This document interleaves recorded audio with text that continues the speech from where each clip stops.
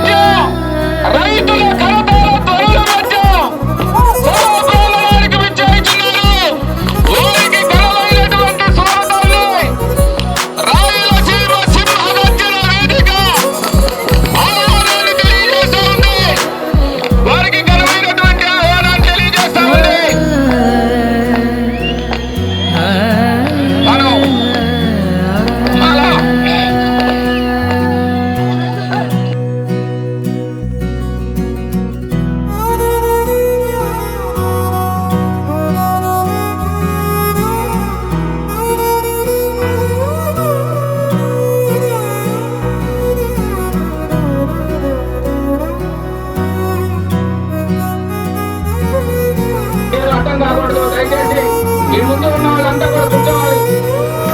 దయచేసి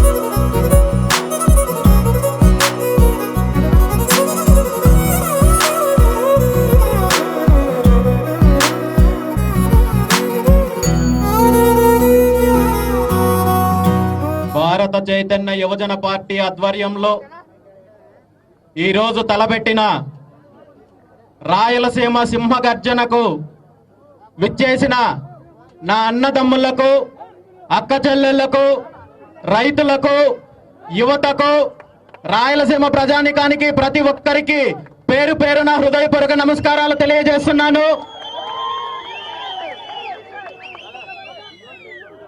రాయలసీమ ప్రాంతం అంటేనే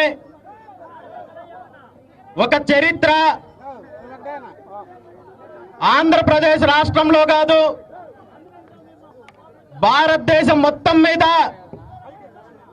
రాయలసీమ అంటే నీతికి, నిజాయితీకి, పౌరుషానికి, రోషానికి పెట్టింది పేరు రాయలసీమ ప్రాంతము. ఉమ్మడి ఆంధ్రప్రదేశ్ రాష్ట్రంలో గాని, రాష్ట్రం విడిపోయిన 10 సంవత్సరాలలో గాని రాష్ట్రానికి అత్యధిక ముఖ్యమంత్రులను అందించిన ప్రాంతము రాయలసీమ ప్రాంతము. ఎంతో ఘన చరిత్ర ఉన్న ఈ ప్రాంతంలో ఈ రోజు పరిస్థితులు ఎలా ఉన్నాయో, అభివృద్ధి ఎలా ఉందో, వ్యవసాయ రంగం ఎలా ఉందో, యువత పరిస్థితి ఎలా ఉందో, వలసలు ఎలా ఉన్నాయో ఈ రోజు మనందరికీ తెలియని విషయం కాదు. ప్రభుత్వాలు మారుతున్నాయి, పార్టీలు మారుతున్నాయి, నాయకులు మారుతున్నారు, కానీ రాయలసీమ ప్రాంతంలో రైతుల పరిస్థితి మారలేదు. ఉద్యోగ ఉపాధి అవకాశాల కోసం వలసలు ఆగడం లేదు. ఈ ప్రాంతంలో ఇప్పటి వరకు దామోదర సంజీవయ్య దగ్గర నుండి, కోట్ల విజయ్ భాస్కర్ రెడ్డి గారి దగ్గర నుండి, సంజీవ్ రెడ్డి గారి దగ్గర నుండి, చంద్రబాబు నాయుడు గారి దగ్గర నుండి, రాజశేఖర్ రెడ్డి గారి దగ్గర నుండి, కిరణ్ కుమార్ రెడ్డి దగ్గర నుండి, ఇప్పుడున్న కంత్రి ముఖ్యమంత్రి జగన్మోహన్ రెడ్డి వరకు ఎంతమంది ముఖ్యమంత్రులు వచ్చినా ఈ ప్రాంతానికి, ఈ ప్రాంత రైతులకు, ఈ ప్రాంత యువతకు చేసింది ఏమీ లేదనే విషయాన్ని ఈ రోజు మనం గుర్తించాలి.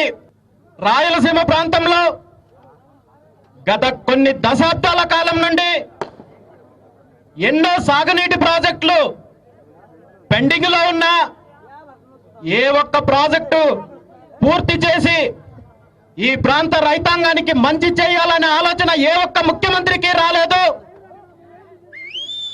ఎప్పుడో ఎన్టీ రామారావు గారు ముఖ్యమంత్రిగా ఉన్నప్పుడు కృష్ణా మిగులు జలాల కోసం ఆనాడు తెలుగు గంగా ప్రాజెక్టు ఒకటి తీసుకొని వచ్చి దాన్ని పూర్తి చేశారు తప్ప, ఆ తర్వాత మొదలుపెట్టిన హంద్రీనీవా ప్రాజెక్టు కానీ, రాయలసీమ ప్రాంతంలో ఉమ్మడి చిత్తూరు, కడప, అనంతపురం, కర్నూలు జిల్లాలకు నీళ్లు అందించే హంద్రీనీవా ప్రాజెక్టు ఈ రోజు వరకు పూర్తి చేయలేదు.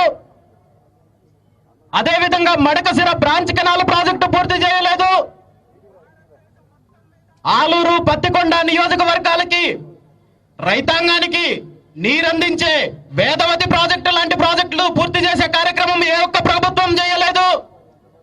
గాలేరు నగరి ప్రాజెక్టు కానీ, గండికోట ప్రాజెక్టు కానీ, అదేవిధంగా అనంతపురంకి తాగునీరు అందించే ముచ్చుమర్రి లాంటి ప్రాజెక్టులు కానీ, అదేవిధంగా Somasila, Swarnamukhi linked canal project పూర్తి చేసే విషయంలో కానీ, అదేవిధంగా ఈరోజు రాయలసీమలో ఉన్న ఎన్నో రకాలుగా పెండింగ్ ప్రాజెక్టులను పూర్తి చేయాలని ఏ ఒక్క ప్రభుత్వము కూడా చర్యలు తీసుకోలేదనే విషయాన్ని ఈరోజు మనం గుర్తించాలి.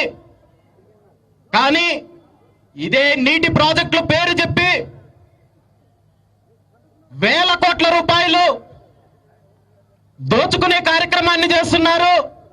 వేల కోట్ల రూపాయలు ప్రాజెక్టుల పేరు చెప్పి లూటీ చేసే కార్యక్రమం చేస్తున్నారు తప్ప, రాయలసీమలో ఉన్న పెండింగ్ ప్రాజెక్టులు పూర్తి చేయాలనే సంకల్పము ఏ ఒక్క నాయకుడికి, ఏ ఒక్క ప్రభుత్వానికి లేదనే విషయాన్ని ఈరోజు మనం గుర్తించాలి. భారతదేశం మొత్తం మీద తీసుకుంటే ఈరోజు అత్యంత వలసలున్న ప్రాంతం ఏదైనా ఉంది అంటే అది రాయలసీమ ప్రాంతం అని మనం చెప్పాలి. ఇక్కడ పరిశ్రమలు స్థాపించి యువతకి ఉద్యోగ ఉపాధి అవకాశాలు కల్పించే అవకాశం ఉన్నా ఆ దిశగా ఏ ఒక్క నాయకుడు, ఏ ఒక్క ప్రభుత్వము కృషి చేయలేదు. రాయలసీమ ప్రాంతంలో గత కొన్ని దశాబ్దాల కాలం నుండి ఈ ప్రాంతానికి అన్ని రకాలుగా అన్యాయం జరుగుతోంది. రైతులకు అన్యాయం జరుగుతోంది, యువతకు అన్యాయం జరుగుతోంది.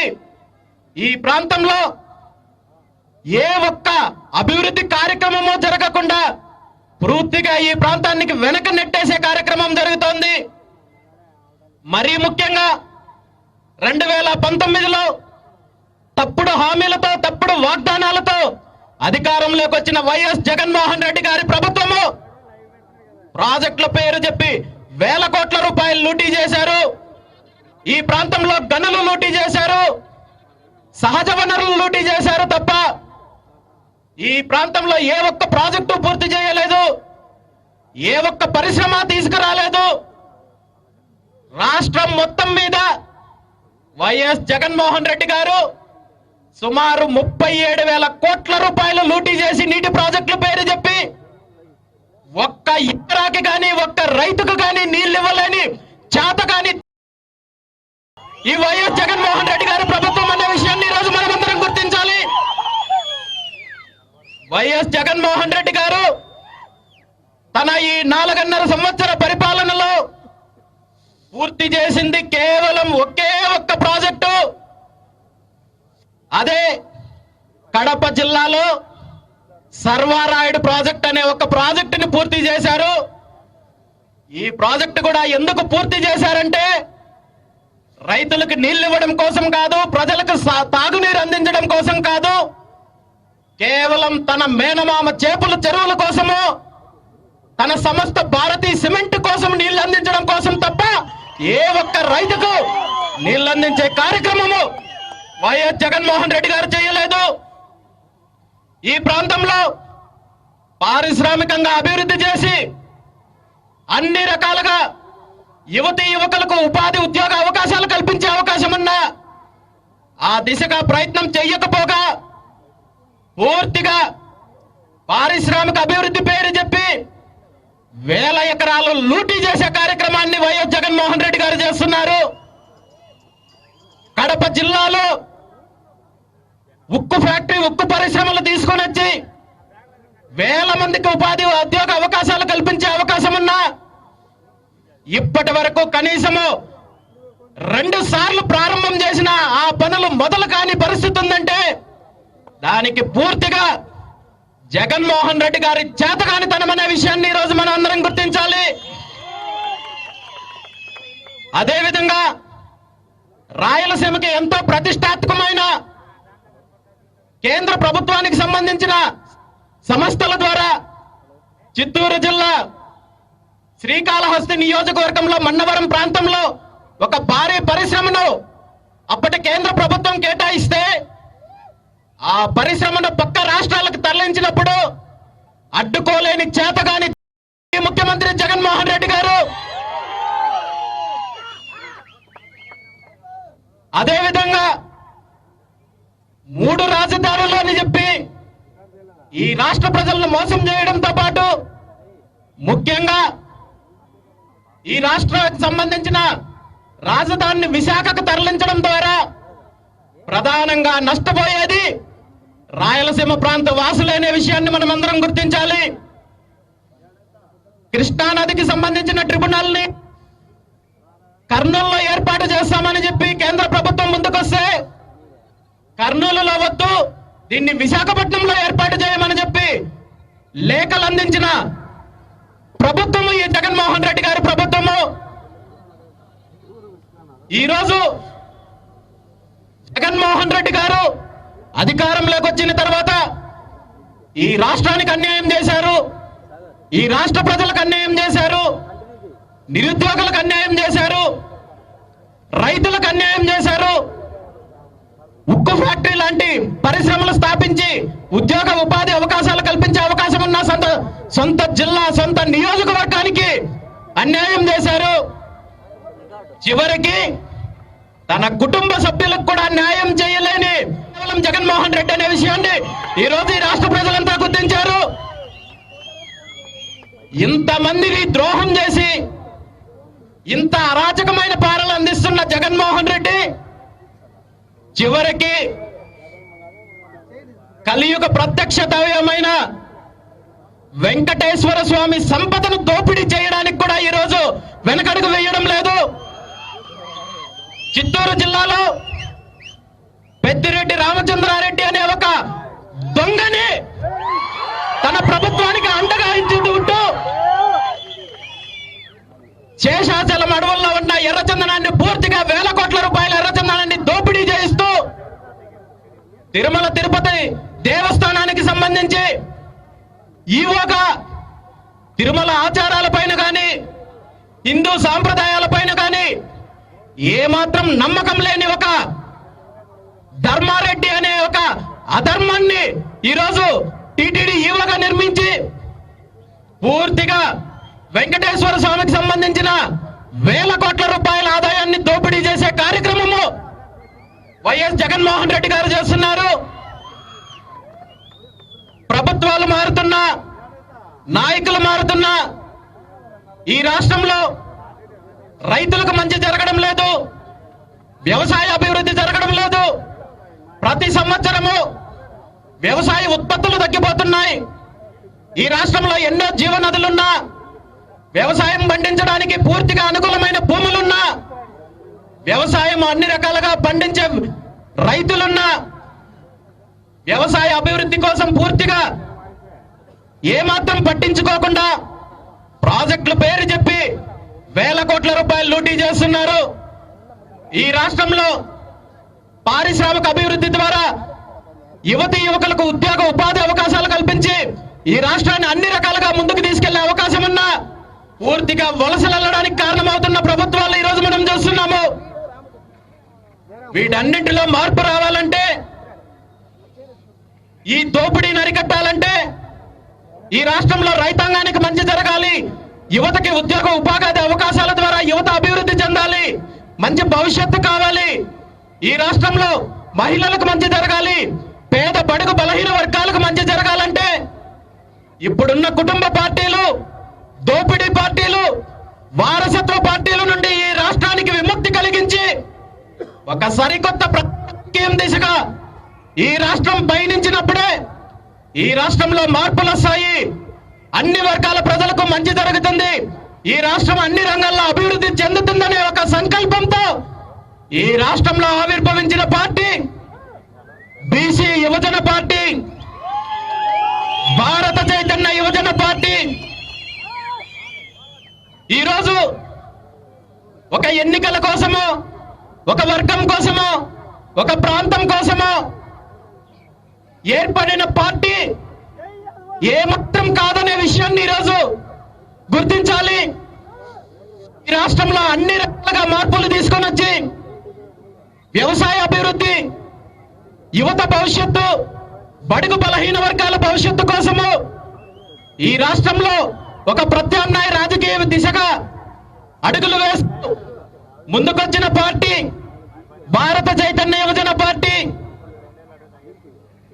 ఒక్క అవకాశము భారత చైతన్య యువజన పార్టీకి ఇవ్వమని చెప్పి ఈరోజు ఈ రాష్ట్ర ప్రజలను కోరుకుంటున్నాను. ఇప్పుడున్న దోపిడీ పార్టీలకు, దోపిడీ నాయకులకు, కుటుంబ పార్టీలు, వారసత్వ పార్టీలకు అంతం పలికి ఒక ప్రజా రాజకీయం దిశగా ఒక ప్రజా పరిపాలన అందించాలంటే అది కేవలం భారత చైతన్య యువజన పార్టీ ద్వారా మాత్రమే సాధ్యమవుతుందనే విషయాన్ని ఈరోజు మీ అందరికీ తెలియజేస్తున్నాను.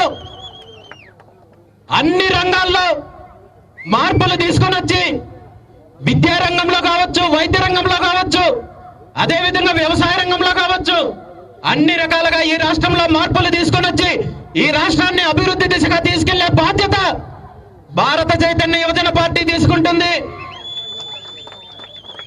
ముఖ్యంగా బీసీవై పార్టీకి అవకాశం వచ్చినట్టయితే ఈ రాష్ట్రంలో అన్ని వర్గాల వాళ్ళకి, కులాలకు, మతాలకు అతీతంగా పూర్తిగా ప్రభుత్వ ప్రైవేట్ రంగాల్లో పూర్తిగా ఉచిత విద్యను అందించే బాధ్యత బీసీ యువజన పార్టీ తీసుకుంటుంది. ప్రభుత్వ పాఠశాలలైనా, ప్రభుత్వ కళాశాలలైనా, ప్రైవేటు పాఠశాలలైనా, ప్రైవేటు కళాశాలలైనా ఎవరికైనా, ఏ వర్గానికైనా, ఏ కులానికైనా అన్ని వర్గాల వారికి పూర్తి ఉచిత విద్యను అందించే కార్యక్రమము బీసీవై పార్టీ చేపట్టబోతుంది. అదేవిధంగా ఈరోజు వైద్యం పేరు చెప్పి హాస్పిటల్స్ ద్వారా కార్పొరేట్ రంగంలో ఏ విధంగా పేదల్ని పీడిస్తున్నారో, పేద ప్రజల్ని ఏ విధంగా దోపిడీ చేస్తున్నారో మనమందరం చూస్తున్నాము. ఈ వ్యవస్థలో పూర్తి మార్పులు తీసుకొని వచ్చి ప్రభుత్వ రంగంలో అదేవిధంగా ప్రైవేట్ హాస్పిటల్లో పూర్తిగా ఎక్కడ చికిత్స తీసుకున్నా పూర్తిగా వైద్య సదుపాయాలన్నింటినీ కూడా పూర్తిగా ఉచితంగా అందించే బాధ్యత బీసీ యువజన పార్టీ తీసుకుంటుంది. అదేవిధంగా వ్యవసాయ రంగంలో పూర్తి మార్పులు తీసుకురావడం ద్వారా వ్యవసాయ అభివృద్ధి కోసం కృషి చేయడంతో పాటు ఈ రాష్ట్రంలో ఉన్న ప్రతి రైతుకి ఒక ఆవు ఉచితంగా అందించే బాధ్యత కూడా బీసీవై పార్టీ తీసుకుంటుంది. రైతాంగానికి సంబంధించి అన్ని రకాలుగా మేలు చేయడంతో పాటు ఈ రాష్ట్రంలో ఉన్న పెండింగ్ ప్రాజెక్టులన్నీ పూర్తి చేసే బాధ్యత బీసీ యువజన పార్టీ తీసుకుంటుంది. రైతులకు మేలు చేకూర్చే విధంగా రైతులు పండించే పంటలకు మద్దతు ధర ఇవ్వడంతో పాటు ప్రతి పంటకి కూడా 10% ఇన్పుట్ సబ్సిడీ కూడా అందించే బాధ్యత బీసీ యువజన పార్టీ తీసుకుంటుంది. అదేవిధంగా ఈ రాష్ట్రంలో వ్యవసాయ ఆధారిత పరిశ్రమల నెలకొల్పడానికి కృషి చేయడం ద్వారా వ్యవసాయ అభివృద్ధికి తోడ్పాటును అందిస్తూ ఈ రాష్ట్ర యువతీ యువకులకు పూర్తిగా ఉద్యోగ ఉపాధి అవకాశాలు కల్పించే దిశగా బీసీ యువజన పార్టీ కట్టుబడి ఉందని చెప్పి ఈ సందర్భంగా మీ అందరికీ తెలియజేస్తున్నాను. ఈ రాష్ట్రము భారతదేశానికే ధాన్యాగారం అని చెప్పుకునే ఆంధ్రప్రదేశ్ రాష్ట్రంలో బంగారాన్ని పండించే రైతులకు ఈ రాష్ట్రంలో పూర్తిగా వ్యవసాయ అభివృద్ధికి అన్ని రకాలుగా కృషి చేసే బాధ్యతను బీసీవై పార్టీ తీసుకుంటుంది. మాతృదేవోభవ, పితృదేవోభవ, ఆచార్య దేవోభవ అని మనం విన్నాము. రాబోయే రోజుల్లో రైతు దేవోభవ అనే నినాదాన్ని ఈరోజు భారత చైతన్య యువజన పార్టీ ప్రజల్లోకి తీసుకెళ్లడానికి సిద్ధంగా ఉంది. రైతు దేవోభవ అనే విషయాన్ని మనం ఈరోజు ఎందుకు చెప్తున్నామంటే రైతు అనేవాడు భగవంతుడి కంటే గొప్పవాడు అని ఈ రోజు మనం అందరం కూడా గుర్తించాలి. ఈ ప్రపంచంలో సృష్టి స్థితి లయకు కారణం మనము త్రిమూర్తులని చెప్పుకుంటున్నాము. సృష్టించేవాడు బ్రహ్మదేవుడైతే దాన్ని నడిపించేవాడు విష్ణువైతే దాన్ని లయం చేసే దేవుడు శివుడైతే ఈ సృష్టి మొత్తానికి ఈ ముగ్గురు దేవుళ్ళైనప్పుడు మానవుడి జీవనాధారానికి కావలసిన పంటను పండించి ఆ ధాన్యాన్ని అందించి మళ్ళీ దాన్ని భూమిని చదును చేసి మళ్ళీ పంటను పండించుకునే అవకాశాన్ని కల్పిస్తున్న ఈరోజు రైతు కూడా ఈరోజు మనకు త్రిమూర్తులతో సమానం. కాబట్టి రైతు దేవోభవ అనే ఈరోజు నినాదాన్ని భారత చైతన్య యువజన పార్టీ తీసుకొస్తోంది. పూర్తిగా వ్యవసాయ రంగంలో అన్ని రకాల మార్పుల ద్వారా భారతదేశంలో వ్యవసాయ రంగంలో ఆంధ్రప్రదేశ్ రాష్ట్రాన్ని అగ్రగామిగా నిలిపే బాధ్యతని భారత చైతన్య యువజన పార్టీ తీసుకుంటోంది. అదేవిధంగా ఈ రాష్ట్రంలో నిరుద్యోగ యువతీ యువకుల కోసము ఉద్యోగ ఉపాధి అవకాశాల కోసము వ్యవసాయ ఆధారిత పరిశ్రమలను నెలకొల్పడంతో పాటు చైనా తరహా పారిశ్రామిక విధానాన్ని ప్రవేశపెట్టి చదువుకున్న ప్రతి యువతీ యువకు ఉపాధి ఉద్యోగ అవకాశాలు కల్పించే బాధ్యత బీసీ యువజన పార్టీ తీసుకుంటోంది. అదేవిధంగా మహిళలకు విద్యా ఉద్యోగ రంగాలలో 50% పూర్తి రిజర్వేషన్లు కల్పించే బాధ్యత కూడా భారత చైతన్య యువజన పార్టీ తీసుకుంటోంది. మరీ ముఖ్యంగా ఈ రాష్ట్రంలో 100-80% పైగా ఉన్న బీసీ వర్గాలు కానీ దళితులు కానీ మైనారిటీలు కానీ ఈ వర్గాలన్నింటినీ ఇప్పుడున్న పార్టీలు ప్రభుత్వాలు కేవలం ఓటు బ్యాంక్ రాజకీయాల కోసం వాడుకుంటుంటే ఈ వర్గాలు రాజకీయంగా, సామాజికంగా, ఆర్థికంగా అన్ని రకాలుగా వెనుకబాటుకి గురవడానికి ఇప్పుడున్న పార్టీలు ప్రయత్నం చేస్తుంటే ఈ అన్ని వర్గాల అభివృద్ధికి బీసీ యువజన పార్టీ కట్టుబడింది అనే విషయాన్ని ఈ సందర్భంగా మీ అందరికీ తెలియజేస్తున్నాను. ఈ రాష్ట్రంలో అత్యధిక శాతం ఉన్న బీసీల అభివృద్ధికి సంబంధించి విద్యా ఉద్యోగాలలో 44% రిజర్వేషన్లు పెంచే బాధ్యతను కూడా బీసీ యువజన పార్టీ తీసుకుంటుంది. అదేవిధంగా ఉద్యోగాల విషయంలో అయితే కావచ్చు, ఉపాధి విషయాల్లో కావచ్చు, అన్ని రకాలుగా ఈ రాష్ట్రంలో వెనుకబాటుకు గురవుతున్న బీసీలకు కావచ్చు, దళితులకు కావచ్చు, మైనారిటీలకు కావచ్చు, అన్ని రకాలుగా తోడ్పాటు అందించి ఈ వర్గాల అభివృద్ధి కోసం బీసీ యువజన పార్టీ కృషి చేస్తున్న విషయాన్ని ఈ సందర్భంగా తెలియజేస్తూ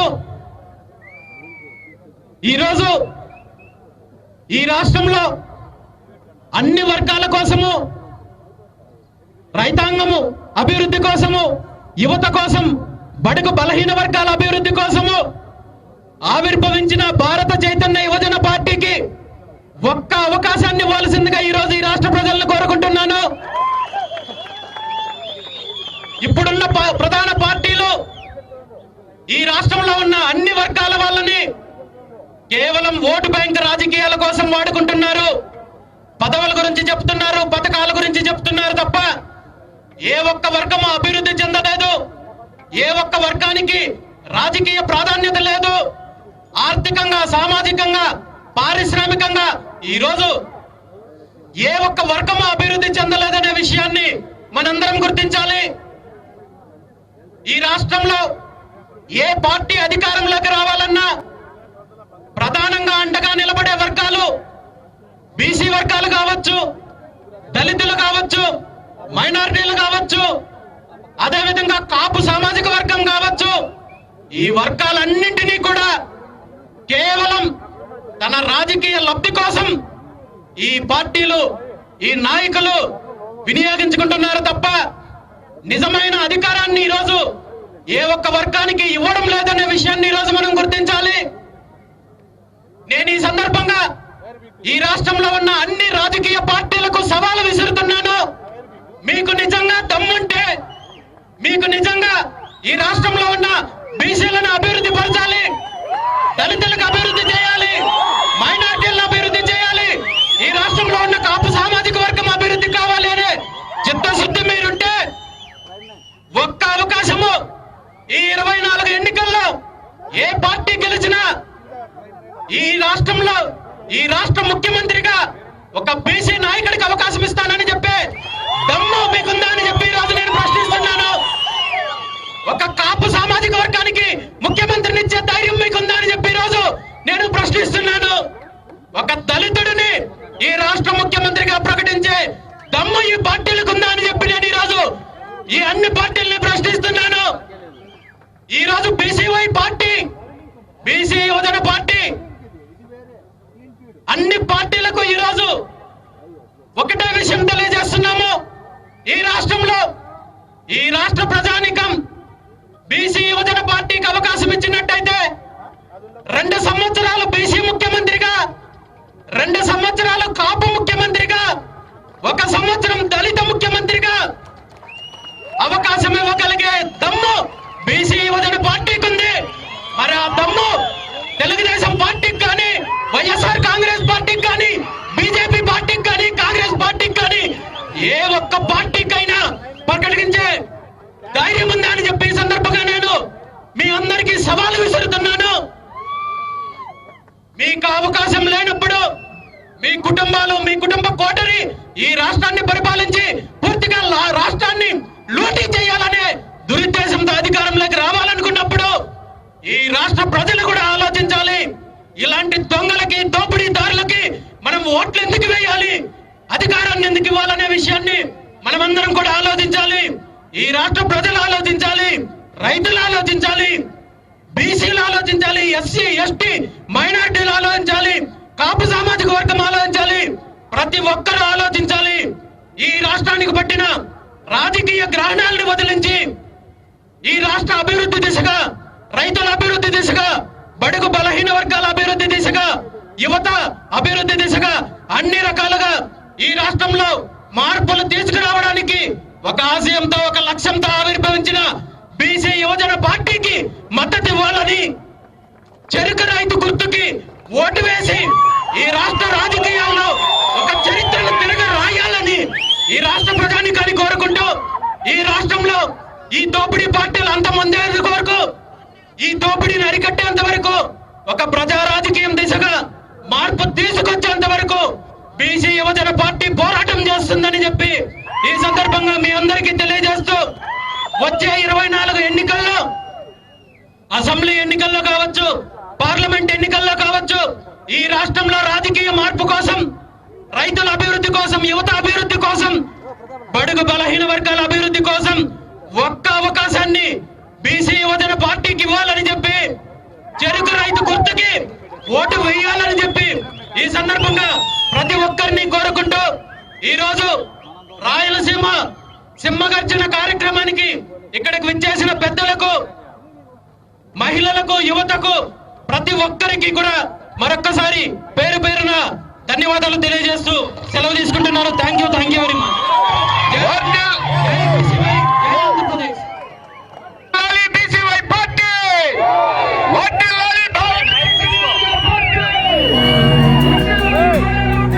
నిజగరి